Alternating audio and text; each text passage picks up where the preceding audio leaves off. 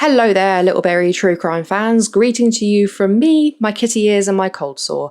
Hope you're all well. We are going to do another JCS criminal psychology reaction. The last one, I think it went pretty well, and a few of the people that joined me in the chat, thank you so much, did suggest this one. And I did make a kind of reference to Stephanie Lazarus in the previous video. I've seen this one by JCS a number of times.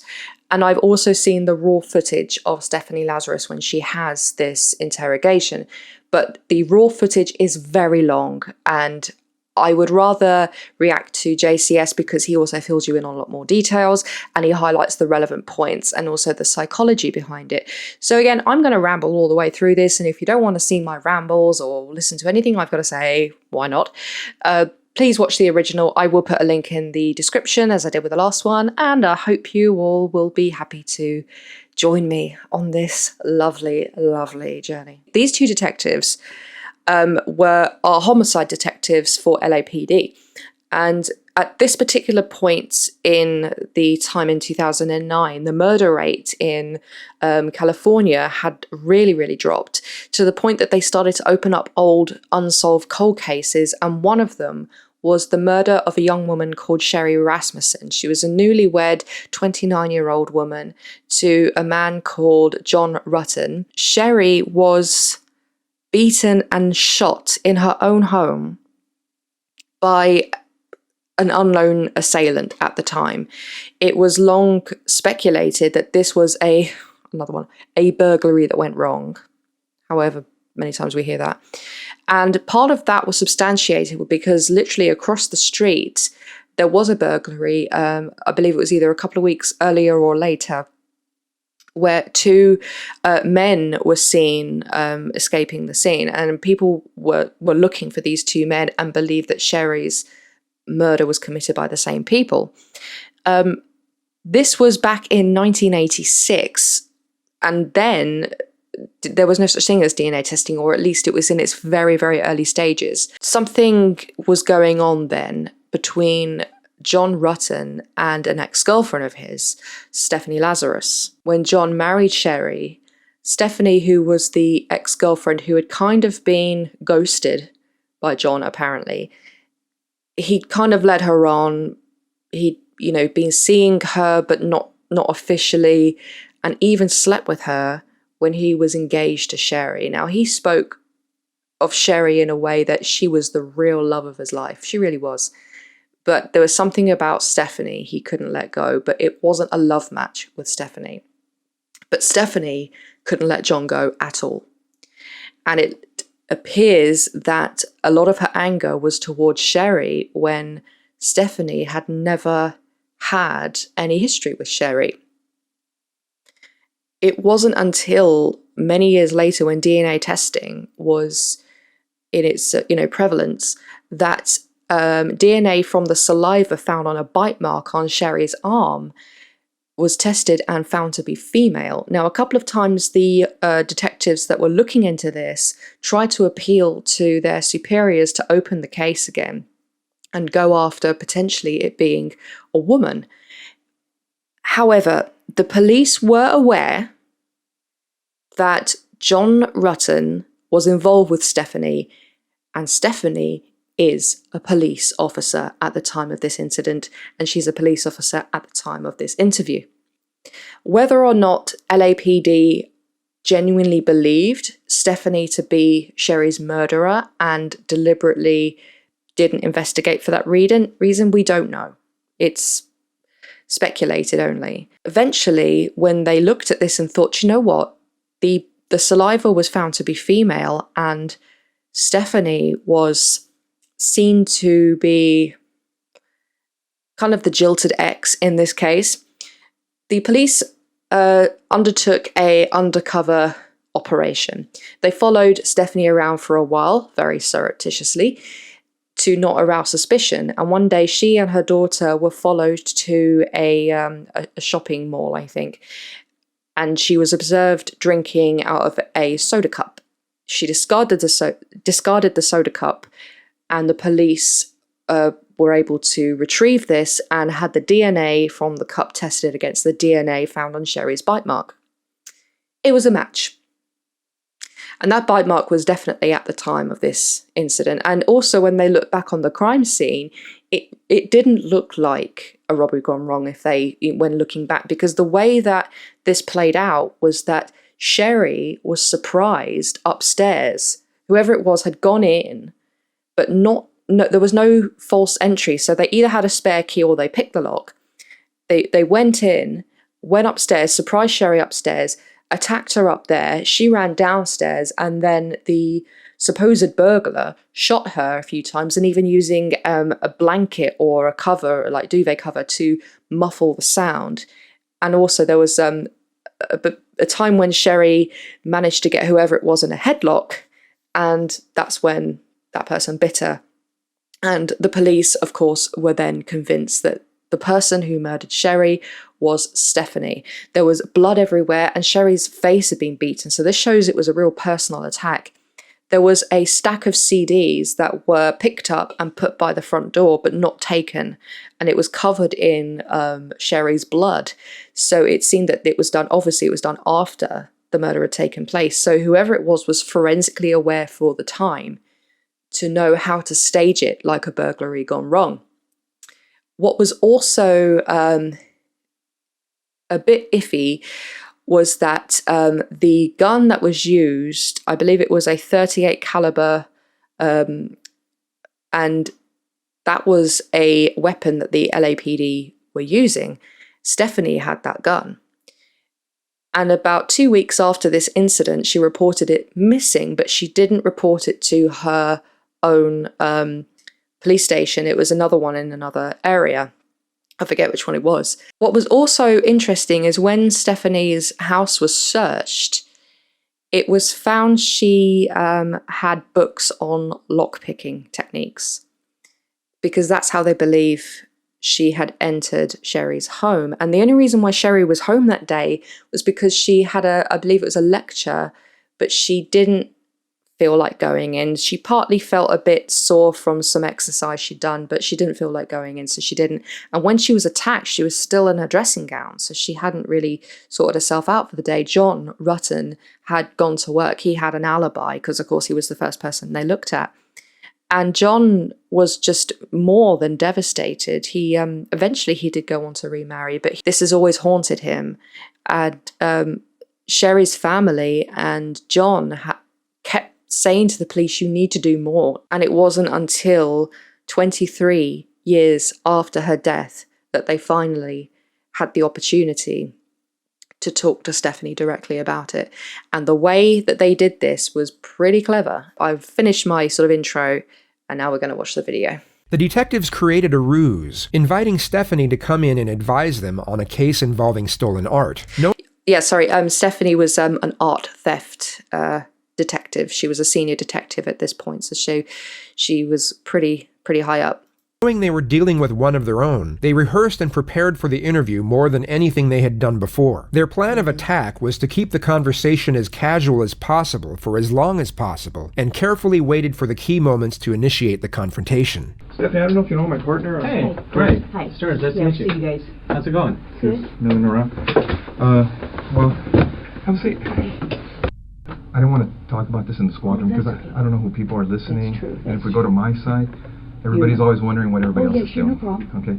The first thing the detectives do is set up a compatible tone with the suspect. She has just stepped foot inside an interrogation room, and the detectives negate the negative implications of such an environment through a friendly disposition. Consultative meetings, such as seeking advice over an art theft, can take place anywhere, and the last place detectives would choose to spend more time in would be an interrogation room. The reason they give the suspect for meeting in such an unusual location is to not spread rumors or innuendo. Yet the real reason is that all firearms have to be checked in before entering the area, and they needed the suspect to give up her gun without alerting suspicion.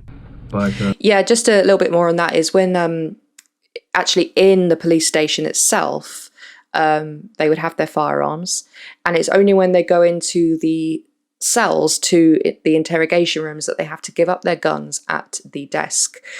And the reason why they do this is because so many times in interrogations, if people have a weapon on them, they can use them on themselves or they can use them on the detectives. The way that they put it to Stephanie was that apparently there was somebody in the holding cells who knew something about a piece of art that she was looking into, and they asked her if she could go down and interview this person. So they obviously thought about this for quite some time. This is probably, I think, weeks after they got the DNA evidence. We've been assigned a case that we've been looking at. Okay. It's a new case, and reviewing the case, there's some notes to see as far as your name being mentioned. Okay. Do you know John Ruetten?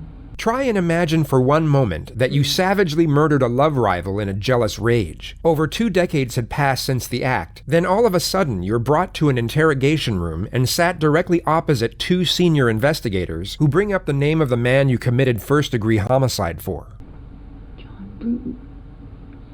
John Ruetten? Ruetten. The investigators already knew how to say John Rutten's name correctly. The mispronunciation was a simple strategy to see how the suspect would react. Setting aside the element of the murder, now we're going to get into the Ruetten backstory. was the second longest relationship in Stephanie's life. And there was a bit of dispute here about how serious they actually were, whether they actually went out with one another, or whether they went on holidays together. But I don't know that they were ever in love. It was terribly serious. Is that another reason why they mentioned him as John Ruetten is because his name is actually spelled Ruetten, not Rutten. So to anyone looking at it, you would think it would be Ruetten, but it's pronounced Ruetten. Psychiatrist later stated that this pause was 4 times as long as it should have been. She was already being deceptive by acting as if she hadn't thought about that name for so long, giving reason for her prolonged reflection, when in reality, the name John Ruetten was engraved in her memory, and even when slightly mispronounced, it would have most likely taken milliseconds for her to realize exactly who the detectives were referring to. Right. Oh yeah, I went to school with him. You did? Yeah. How long did you know him? Gosh, I went to school in, went to UCLA in 19... I would, just on a side note, at some point, I'm going to watch the original and I'm going to keep a tally of every time she says, gee, gosh, I don't know, million years ago, so long ago. What are the other catchphrases she uses? What's this all about is another one. I think, we might end up getting a bingo card going here. In 78 I started, and, we will see her face in a minute, and her face is quite something. She says she met him in the dorms, yet left out the fact that they had dated for 4 years and went on numerous holidays together. Even though she wasn't asked directly, a truthful subject would most Apparently often they didn't go volunteer out this until the information later without part having of to their be time pressed at for it. college. Were you guys friends, close friends? Yeah, we're very close friends. I mean, what's this all about? Well, it's a case we're working on. It involves John, and in there, some of the statements we reviewed, there's notes and stuff that he knew you and stuff. Oh yeah, I mean, we were good friends. Lived in the dorms for 2 years. Imagine you went out You with guys lived in the somebody, same dorm? you went in dorms Yeah. and you just say, Okay. you're good Yeah, friends. Okay. Were you guys just friends or anything else, or? Yeah, we were good friends. Yeah. Was there ever any relationship or downplaying it. anything that developed between you guys? Yeah, I mean, we dated. I mean, what's this all about? Well, it's relating to his wife. It's unfortunate that Stephanie's face wasn't captured at this moment, because she would have no doubt been immediately struck by the psychological reaction known as fight or flight. Her brain would have just triggered the influx of a specific cocktail of hormones in order to prepare her to either stay and deal with the threat or try and run away to safety. Stephanie chooses to fight. Okay. Okay. Did you know her? Not really. I mean, I knew that he got married years ago. Did you ever meet her? God, I don't know. Do you know who she was or anything? Well, It's interesting that she goes, oh, God, I don't know. She met her all right, and it wasn't just at the murder. She met her a couple of times. Let me think. God, it's been a long time ago. A lot of people call Stephanie Crazy Eyes or Crazy Stephanie or whatever. Seriously, she has got the most expressive face I've ever seen. I've never seen eyes that go that wide. I've never seen a smile that's bigger like that. There are pictures of her online and you're like, whoa. I mean, that's not really her fault. It's genetics. But at the same time, if somebody shows you all the white around their eyes and makes the expressions that she's making, it's distracting more than anything. If she were innocent, it would probably end up with us unfairly judging her. But in this case, she isn't innocent. Crazy face or not. I may have met her. Geez. The words gosh, God, gee are exclamatory remarks used to express surprise or strong emotion. You will see them used continuously throughout this interrogation, which is the suspect trying to insinuate a vague memory due to a lack of contemplation on the subject matter. She's trying to emit the impression that she would have had no reason to give any further thought to John or anything related to John, since they stopped seeing each other over 2 decades ago. You think her being a police officer, she'd know that being like this just raises suspicion. You said you dated John. How long did you guys date? I mean, are you guys, is this something... As we know, Stephanie is a cop and has been for 25 years. She will be wise to the fact that acting oblivious to the unusual development of the situation will be a glaring red flag in the eyes of the investigators. It's been shown time and again on this channel. Guilty suspects will often try and act naive to a blatant confrontation as a means to avoiding it altogether, whereas truthful subjects will address the confrontation and either refute it, or if it's subtle, want immediate clarification and transparency as to what was being insinuated. Just going back a bit, I don't want to... I mean, misogyny and sexism is a very touchy subject, but back in the 80s, at the time, the police force was very much predominantly male, and I believe it's kind of still is, but there's a lot closer in terms of ratio between men and women now in the police force. At the time, she would have been in a very small minority. And the thought of a police officer committing homicide, especially in a crime of passion, let alone a female police officer or not, so a female police officer committing this type of crime was probably one of the most unheard of, or the most least thought of scenarios at the time as well. I was going to interview somebody about art and how you guys are...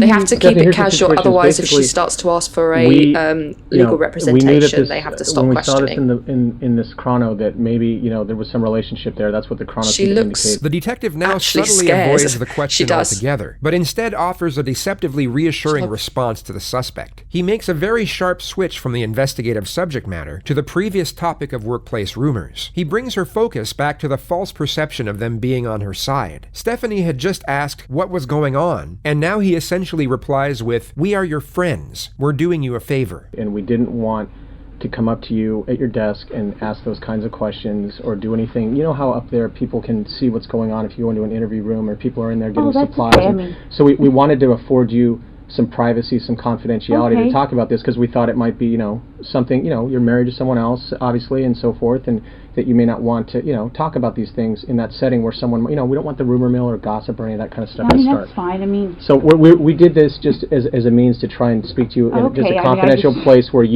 where your business isn't out there for other people in your division to know about. Whether it be shock or the total reluctance to accept the situation at hand, Stephanie warily accepts the reassuring response without further inquiry into her initial challenge. She instead falls back into her agenda of having a foggy memory with regard to the incriminating contents. That's been 1,000,000 years ago. I mean, she says that so many times throughout this. It was 1,000,000 years ago. It wasn't. It was 23. There's a massive difference between that and 1,000,000. And even if it were 23 years old, you don't really forget someone with whom you were in love and that person's new lover whom you hated enough to murder them. But she's playing the part of someone who can't remember much about the 1980s, and bit by bit, conveniently, things will start to come back to her. Just, oh yeah, I do remember that, Anywho. What year is it now? 2009? I mean, I graduated in 82. 82, yeah. We dated. I dated other guys. I'm sure he dated other girls. Well, let me ask you, roughly how long would you say you guys dated? Oh, jeez. I couldn't even say. I mean, surely you'd be Notice able to know. how she now goes on to over-explain things that don't require an explanation and weren't even inquired about. Jodi Arias it's a did that. clear-cut indication of hyperarousal and a derivative of TMT, also known as terror management theory. The suspect will go off on unrelated tangents as means for gaining momentary relief. Going into detail about They also trivial try and things manipulate affords the her a brief investigators escape into from the believing that terrifying they're a reality good person. eventuating before her. This is a very common occurrence in interrogations where the suspect is facing serious charges, and psychiatrists believe it to be a subconscious coping mechanism. I started school there in 78. I started UCLA in 1978. I graduated in 82. I don't even remember what year he graduated, if it was a year or two before me. Okay. I think he was a little bit older than I was. Shaking her head as well. I mean, you know, I can't remember. I know it if he means was born, different let's see, I in was born cultures, but 1960. I don't know if he was born in 58 or 59. I mean, they didn't ask when did you go to school. They didn't ask when did he graduate. They didn't ask when you were born. How long did you date John? I mean, if you were dating when you were official, or were you still having sex outside of those boundaries? If she were innocent, she would say, look, we officially dated from, say, 1980 to 84. You know? I don't know. I mean, I knew his parents, I knew his sister, his brother. Again, she wasn't asked who she knew in his family. You know, his sister spent the night at my house before. Obviously, I spent the night at his house before. He probably spent the night at my house before. Who spent whose night? You know, You guys dated while you were in college together, right? Yeah, and probably after college. Probably after college. You either did or you didn't. Because after college, you wouldn't have been living in the dorms. So you'd know if you had to travel to other places, or I believe he did graduate a year or two before her. So he would have left the dorms and she would have still been in the dorms. So she would know. I can't, geez, I'm trying to think when I met my husband. I met my husband in, when did I meet Scott? Let's see, I was teaching DARE, because I met Scott when I was teaching DARE up in Oregon. But we had long stopped, you know. Again, she wasn't asked when she met her husband. I mean, surely she wouldn't have been with John when she met her husband or when she started dating her husband. I don't know whether she's making it look like she's going through the timeline in her head. So you wouldn't be vocalizing all of your thought processes, but these are not thought processes that she's going through to make it seem like she's actively searching her memories. She has probably, maybe, rehearsed it, but it doesn't sound too rehearsed. It sounds like she's rambling and she's searching for things around the subject matter to ramble about, but not getting to the point of their question. Exactly what Jodi Arias did. Before that. So you haven't talked to him for a long time? Oh, I think I haven't talked to him in a long time. I couldn't even tell you when the last time I talked to him. These police officers are brilliant. I met Scott, I'm thinking in the tone is really, really maybe, friendly, really good. April of 92. It was Scott being your husband. Yeah, I'm trying to think. I was teaching DARE.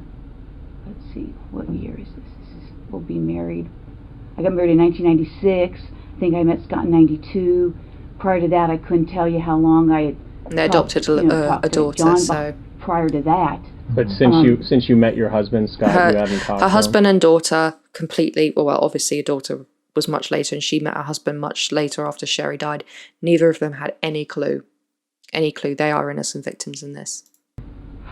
I mean, he may have called me once or twice. She says may have a lot. Right. He either did or he didn't. You know, geez, I moved to Simi in 1994 because I lost my house in the earthquake. Oh, really? Quite honestly, I probably keep in contact with a few. Again, where you were living and who you keep in contact with. She goes on about these friends that she and John had, and they kind of entertained that for a bit like Detective Flores did with Jodi Arias, where he allowed her to go on those tangents just in case she revealed anything incriminating.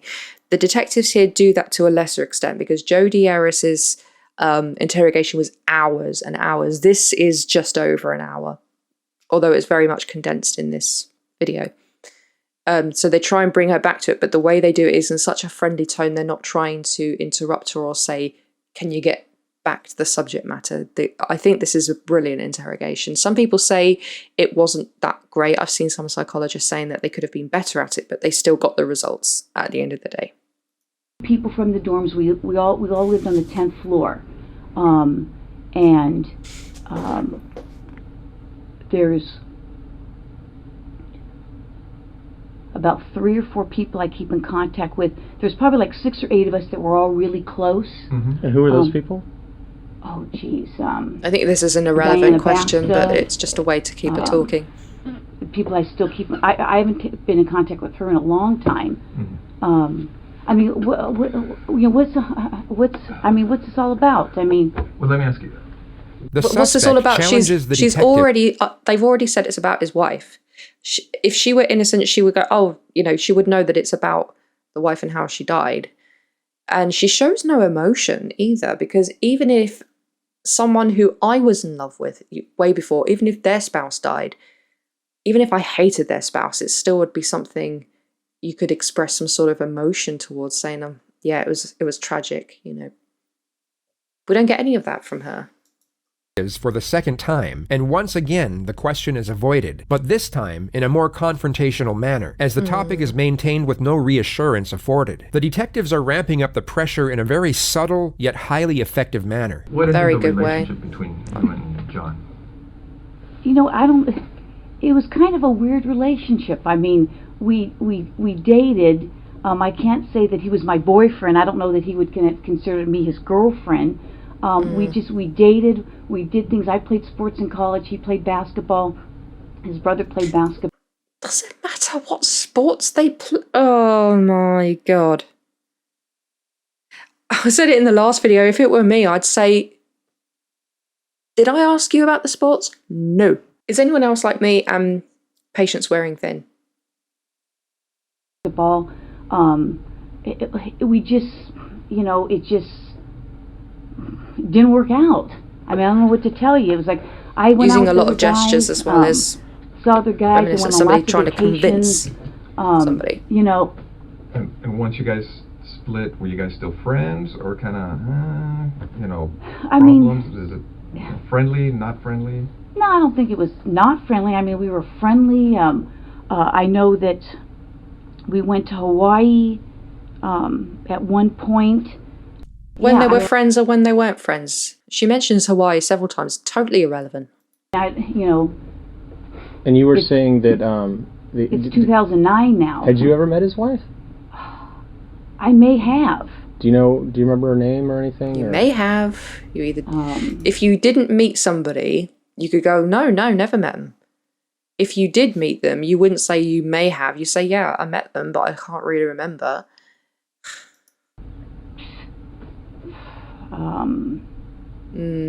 Or what she did for a living, or where she worked. JCS is going to pick up on that, is that when she's making it look like she can't remember, she does a lot of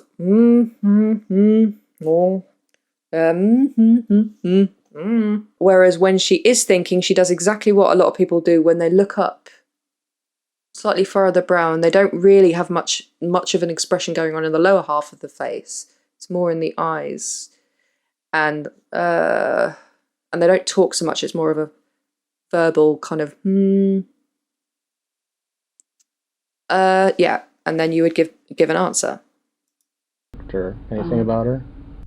The suspect was just asked 3 consecutive questions relating to the victim. She was supposedly in a reflective state during all 3 of the questions, yet her facial expression completely changed for the 3rd one. This is because she was pretending to be in a state of reflection for the first 2 questions, as she already knew the answers, whereas for the 3rd question, she actually was in a state of reflection and was genuinely searching her memory for the correct response. Had you ever met his wife? I may have. Do you remember her name or anything, or?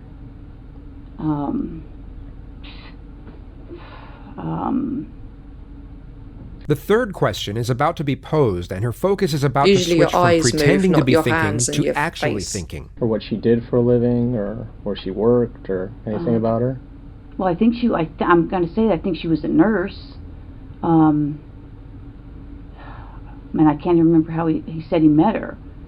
Yeah, I mean, it's been so long ago. Well, let me ask you, did you go to their wedding, you know? No, I didn't go to their wedding.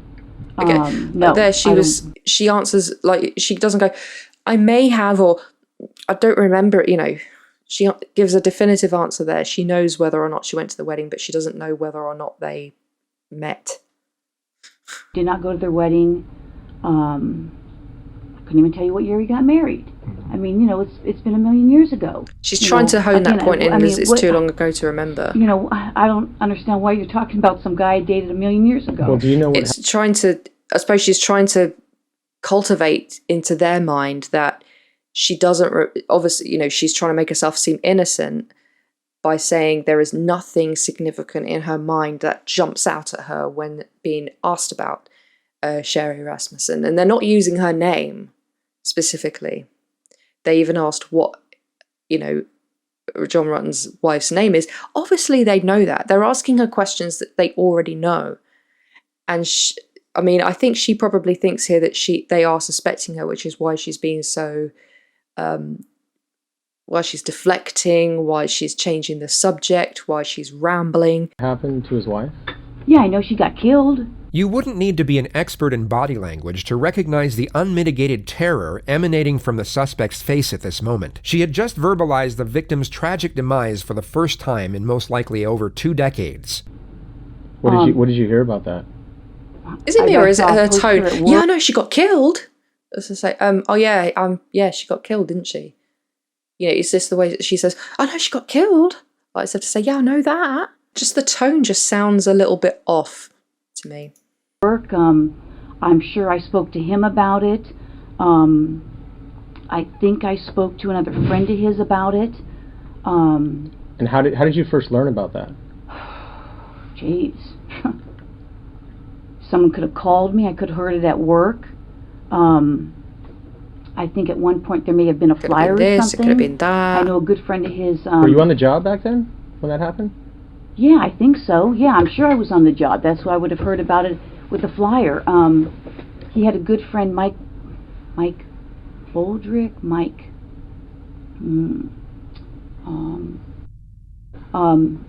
you know. But being that you were kind of used to see John, you know, was everything okay between you guys? I mean, there was never anything uncomfortable or anything between you and her? 8 separate witnesses testified that Stephanie had confronted Sherri at the hospital she worked at, while the 2 of them were reportedly in an intimate relationship with John. The confrontation was said to have been highly aggressive, and Stephanie had to be escorted off the premises by security. Reports stated that Stephanie was by far the more combative, and even made threats against Sherri's life.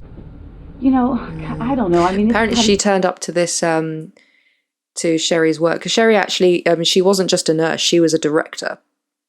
At the hospital she worked at. She actually started her nursing degree when she was 16. She did really, really well, and she was genuinely a lovely person. And Stephanie had turned up to her place of work, all dressed up, like, you know, really, really tarted up, like makeup and a dress, or like cocktail dress she was wearing. Wow. Ugh. It's been so many years. I mean, uncomfortable. I mean, I can't even remember if we had a conversation. I mean, I may have seen her at his apartment. You know, geez, how many years ago was that? I don't know. How much is she trying to make it seem as if? And then she later conveniently remembers this confrontation. I don't even know what year she, you know, got killed. Where was his apartment? Notice her passive disposition as she gives the following truthful response. On Roscoe. Okay. Yeah, Roscoe. Nodding head, so it's good. East or west of DeSoto. Either east or west of DeSoto. Do you know where he moved after? Did he move after he got married, or do you know? Or now notice how her disposition switches from passive to frantic as she once again pretends to have a vague memory. I'm sure he did. Did you know where he was living, or? Somewhere in the valley. Did you ever visit him and his wife? No. No? Never went out to, you know, get together, dinners? Anything of that nature? It's funny that she's saying maybe this, maybe that, and when they said, "Did you ever get together?" No. Wow, how selective is her memory? Like I said, his sister used to come over. His sister had come to my place. I knew his brother because his brother played basketball at Northridge. In fact, I was just coming across some pictures that I had just scanned from. I take a lot of photos, like 10,000, and I just did a service where I scanned everything. Yeah, a bit like Jodi Arias when she was talking about animals and religion, and I was watching True Crime Loser, and he absolutely ripped into this one, and he kept repeating what Stephanie Lazarus was saying about, oh, I've got to check my pictures on my pictures on my pictures. It's all about the pictures. After his wife died, did you talk to him again or anything? Yeah, I mean, I did talk to him. So she remembers that, yeah, I talked to him after his wife died, but I can't remember if I ever spoke to his wife. Yeah, but I did. I think I did see her at the hospital, and there was a heated argument. She ain't fooling anyone. Talked to him, probably his parents, probably some other friends. You know, I'm sure I talked to him. Yeah. But you're not sure where he moved to after he got married? No idea. I mean, never went over to visit him or I don't think. meet I mean, his I don't wife, think so. I mean, I don't know. I don't think I did. I mean, I know he lived on Roscoe for a long, long time.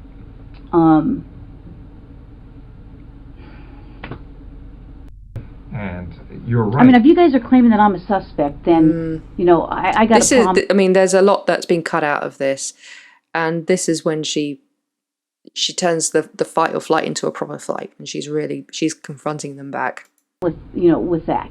Okay. Okay, so if you're doing this as an interrogation, you're saying, hey, I'm a suspect. Well, now I got a problem with now you're accusing me of this. But the thing is that they haven't openly accused her. They've asked her questions. I mean, the best thing for her to have done is say, "Am I a suspect?" But then that would give her an answer that she probably doesn't want to hear. But if she said, "Oh, but if you're accusing me of this," it's probably her way of seeking clarification that she isn't without asking the question. Is that what you're saying? We're trying to figure out what happened, Stephanie. Well, I'm just saying. Do I need to get a lawyer if you're accusing me of this? You don't have to. I mean, you're here of your own free will. I mean, no. I know, but I mean, you're not under arrest. You can walk out. You can leave whenever you like. Well, but I'm trying to give you some background of how I knew him, and now you're telling me that somebody's saying that we had this big old fight, and I don't even know what you're talking about. And I don't want to get in trouble for something that I didn't even do, or you're saying I did something. Okay. Yeah, we understand. I mean, how would you guys like it if the tables were turned on you? I understand. No. No, that's what we're telling you. I mean, you're free to go whenever you want. She's trying everything she can to try and get out of this. Now you're starting to make me uncomfortable. The thing is, I mean, detectives did what they could at that time on the crime scene. Okay, and the burglary thing you're talking about, that is an angle that they looked at. I go, but now we're looking at everything else on the case. Because nobody was ever arrested on the case. I don't know that or not. Okay. Now, what we'd like to do I don't know that or not. Obviously, you know about all the DNA stuff and things of the nature that, gets done on cases nowadays. If we asked you for a DNA swab, would you be willing to give us one? Maybe. She had nothing to hide. She could just say yes. Because now I'm thinking I probably need to talk to a lawyer. Okay. I mean... yeah, they've got to stop now. Because I know how this stuff works, okay? Don't get me wrong. You're right. I have been doing this a long time. Yeah. And I wish I had been recording this because now... Is it me or is she pulling rank here? She's trying to say, I know the game better than you do, and I know how to get around this. I think this is a subtle way of pulling rank. Sounds like, there's... you're selling these people saying I'm fighting with her, and now it sounds like you're trying to, The bit of the interview that's been cut out of this YouTube video was where she did actually admit that she did go to the hospital, but what she says happened was that she wanted Sherri to tell John to stop bothering her. And that she had apparently said to her that he needed to choose you or me. So that's how Stephanie says she recalls that meeting. Whereas if you notice before, she's going on saying, I may have met her. I can't remember if we had a conversation, but you would remember a conversation along those lines because it would be an important conversation to your life about who it is you're going to end up with. Even if it weren't confrontational, which it was. And now it almost sounds like you're trying to pin something on me. No, now I got that sense. Well, what it gets to on these cases, and you know it as well as she's I getting do, confrontational now. Identify and eliminate suspects. I can't believe this. So if we ask you to the point to give us a DNA sample. One thing she doesn't do is she doesn't outright deny it. She doesn't say, I didn't kill Sherri. She doesn't say, I didn't do it. She says exactly what a lot of guilty people say when they're confronted or suggested. They go, this is ridiculous. This is insane. This is crazy. You know, they say things to make the interrogators feel stupid, to make them feel like they got it wrong without actually denying it. So they think it's a denial, but it's not an outright denial. That is a difference. A buccal swab, so we can identify or eliminate you. Would you be willing to do that? Maybe. Because I know this. Well, that's where we're at too. I mean, because DNA will either right now clear you or not, and if you're saying maybe, it's possible we may have some DNA. I mean, she has a right to say no. That's great. And we're going to do what we can to try to and put this feigning thing that together. she's pleased that they've got and your name's in the book. leads. These people are pointing at you for whatever reason. I don't know why. That's just crazy. I mean, that's absolutely crazy. Again, she's saying it's crazy. She's not denying it would be it. irresponsible on our part not to look at it. I know. You guys have to do your job, and I guess I'm going to have to contact somebody. So. That's fair. I mean, because I know how this stuff works. I mean, I just can't believe it. I mean, we understand that. I mean, if we were in your position, I mean, we would feel the same way. I just can't even believe it. I mean, we had a fight, and so I went and killed her. I mean, come on. Well, that's. Okay. It's trying to make the detectives feel like they're reaching, that their judgment. She's calling into question their judgment, or the judgment of whoever is in charge of this case as to what's happened here. And she doesn't say we didn't have a fight. She goes, oh, I'm supposed to have had this fight with her. She's trying to make it seem as if the way she's saying is, oh, this fight didn't happen, by going, oh, I'm supposed to have had a fight with her. But she doesn't outright say, I didn't fight with Sherri. I didn't go to her place of work and have a go at her. I didn't kill her. She doesn't say that. Those are outright denials. This isn't. Well, thanks for giving me the courtesy. I wish I recorded that. Thanks for your time. Yeah, thank you. All right. She doesn't get far. She doesn't get far.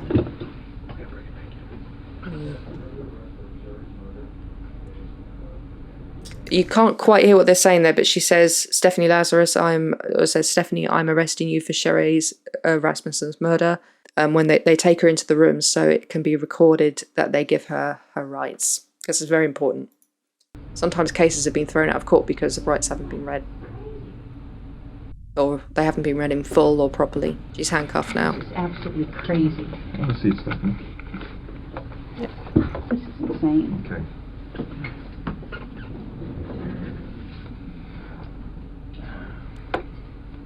She's trying to gaslight the detectives.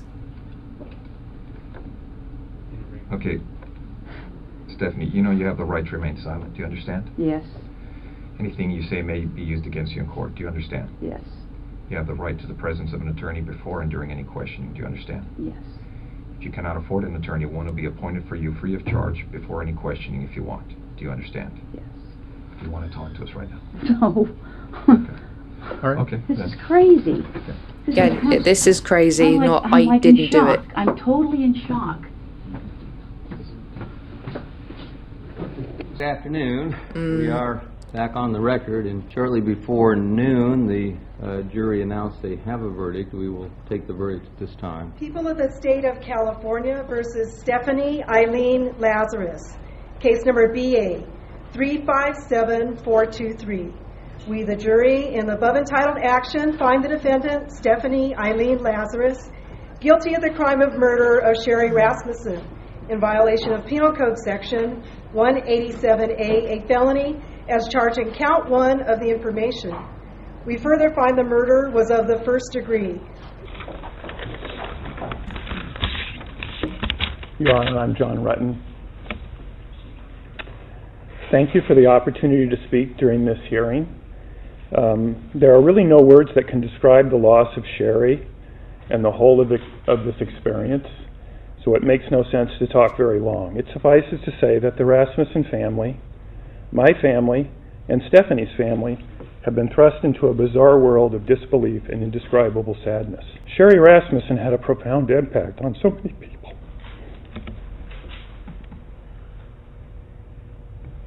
And I was proud that she agreed to be my wife. It was impossible not to notice Sherri when she entered a room. To me, her physical presence was startling. I can clearly remember the first moment I laid eyes on her. Sherri Rasmussen was a physical presence, and my heart still races when I look at pictures of her. But Sherri was extraordinary, more for who she was than the way she looked. She was a hard worker, a consummate professional, a leader, a diplomat, forgiving, tough, and a kid at heart. Sherri's loss, the way she died, and the trial 25 years after her death has had a profound impact on many, many others. The effects are broad and span a generation, creating pain for those whose lives should have never been touched by this tragic event. Again, words are feeble tools for describing these impacts, but there are so many moments and so very many tears. And the fact that Sherri's death occurred because she met and married me brings me to my knees. Stephanie Lazarus was sentenced to 27 years to life for the murder of Sherri Rasmussen. She is currently being held inside the maximum security unit of the Central California Women's Facility. Yeah, I didn't speak during John Rutten's victim statement because it was pretty powerful. It's very emotional. Without being disrespectful, is that he did cheat on Sherri with Stephanie when he was engaged to Sherri. He appeared to also still be dating Stephanie when he got engaged to Sherri. Stephanie threw John a birthday party and he turned up with Sherri and introduced her to Stephanie as his fiancée. When Stephanie confronted Sherri and threatened her, and she actually said to Sherri, "If I can't have him, no one can." Classic statement that is made by a lot of people who commit these kind of acts. And she said to Sherri that if their marriage fails, if their marriage crumbles, she'll be right there to pick up the pieces. Sherri said to John that she wanted something done about this. She wanted maybe, what's it called, a restraining order or something like that. But John just told Sherri to ignore Stephanie. I think John could have been a lot more forceful with Stephanie and not let her on. But at the same time, I don't think that is any reason why anyone would want to do what she did to Sherri, because that was Stephanie's choice and Stephanie's choice alone. And apparently she didn't do it to get John back. Well, she didn't do it to resume her relationship with John, because they didn't resume their relationship. They did sleep together a couple of times, and I believe they went on one holiday, but not as an official couple. And of course, they both went on to marry other people. I believe she did it as revenge, or she was venting all of her anger out on John's new mate as opposed to John. Any other cars that stand out in your mind? Oh my God.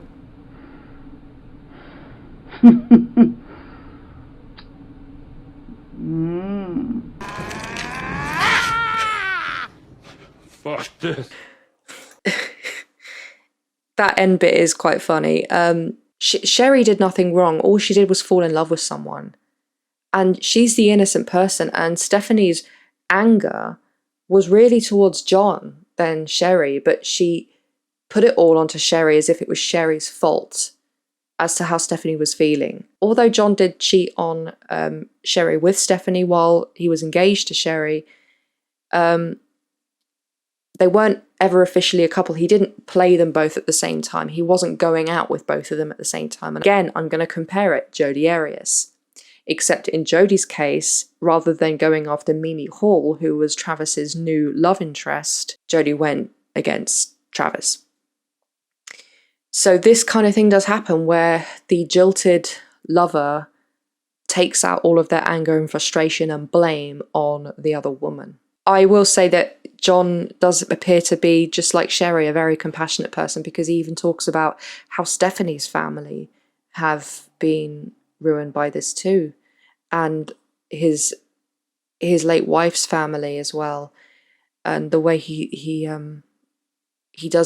accepts some sort of blame, but he really shouldn't, because even though his behavior, in my opinion, was not very good at all, it still was no reason whatsoever for Stephanie to do what she did. That was Stephanie's choice and her choice alone. The Rasmussen family tried to sue LAPD for covering up this murder, but they were outside of the statute of limitations of 12 years for that. So nothing's going to be done about that. The Rasmussen family were also, even though they really did like John when he was married to Sherri, they were only married 3 months when she died, that after Sherri died, after about the first year, John appeared to not try and push for a conclusion to the investigation. It's fair to say that he harbored some suspicion that Stephanie may have been the perpetrator, but he didn't want to believe it. And they did resume a sexual relationship afterwards, although it wasn't long-term or serious. Personally, I don't think this was an outright cover-up like they knew or anything, but my belief is that any suspicion that the woman who was hassling Sherri was responsible for killing her, being a cop and a female cop at that, was just one they thought, that's ridiculous. Yeah, surely not. Surely not a cop. But police officers do commit these kind of crimes. In the UK, quite recently, we had, what was her name? Sarah Everard, who was murdered by a police officer who arrested her under false pretenses, raped and murdered her. And it has happened many other times as well, where police officers have abused their position or they've committed crimes regardless of their position. Stephanie did try and appeal her sentence, I think twice. On one occasion, they looked at everything. I think the reason why she appealed it was because one of her friends who was going to give evidence died during the process. There was it wasn't so much about refuting evidence or evidence of innocence. It was more about how she was treated and how things went. They weren't, it didn't overturn a conviction because the evidence was still there. Regardless, it was still overwhelming. She then tried to appeal again to the Supreme Court, but the Supreme Court didn't even want to see it. They weren't interested whatsoever. So she's going to spend her minimum of 27 years in prison. Cold cases are just so painful. Imagine someone being killed, someone you love being killed, and whoever it was never being found. It's about making sure they don't do it to anyone else, but also finding answers as to why they did it. And for some people, it's about the finding out who they are, and the apprehending of them is retribution for what they did to that person. And one of the cold cases that really sticks out in my mind is the one of Leslie Molsey, the very first video I did on this channel, because that was the first one I wanted to do. It was not a question, no other.